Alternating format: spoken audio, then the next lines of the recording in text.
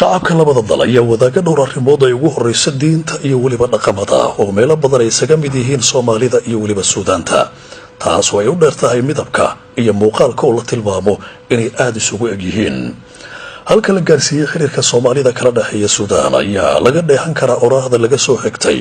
dadka u kuurgalay dhaqanka labada shacab ay ku yiraahdeen farqi uma dhaxeeyo labada xaraf ee ugu horeysa magacyada labada dawladood dhaqamada Soomaalida iyo Suudaanta ayaa aad isugu eg meelaha qaar oo ay ku adag tahay ajaanibta kale inay kala gartaan ama ay ka marqaati kacayaan inay aad isugu eg yihiin isu dhawaanshaha labada shacab iyo isdhaxgalkooda ayaa keentay in fankooda uu isna isdhaxgalo oo fanaaniin labada dal u kala dhalatay midba midka kale luqadiisa uu ku hayso uudka amaba kabanka ayaa mid ay wadaagaan fanka labada dawladood taas oo sahashay in fanaaniin Soomaali ah ay ku luuqeeyaan heesaha afka Carabiga si gaar ah lahjada Suudaanta waxa kamid ah fanaaniintaasi Soomaalida ah Axmed Naaji Saacad oo ku luuqeynaya heestal ku dhigeedu yahay Xaana Zafaaf oo macnaheedu yahay waxa la joogaa waqtigii guurka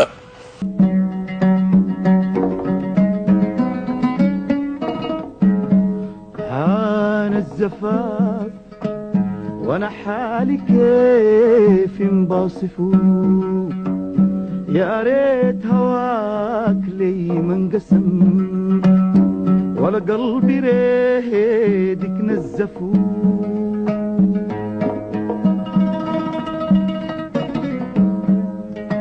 dhanka kale fanaaniin Suudaaniis ah ayaa iyana qaada heeso Soomaali ah oo waliba kamid ah kuwa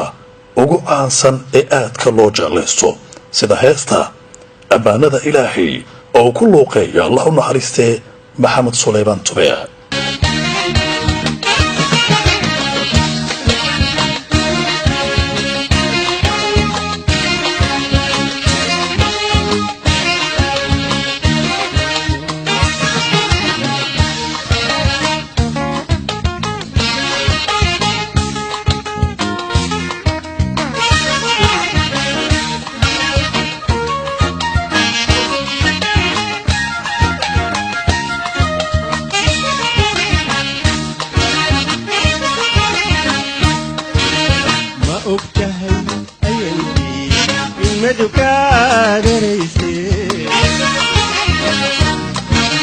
ما أكتهي أينتي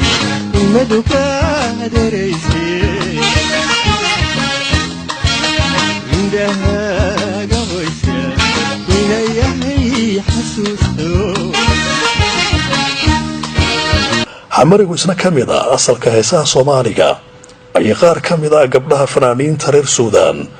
fagarayaasha ku madadaaliyaan bulshada dalkaasi u dhashay ee Suudaan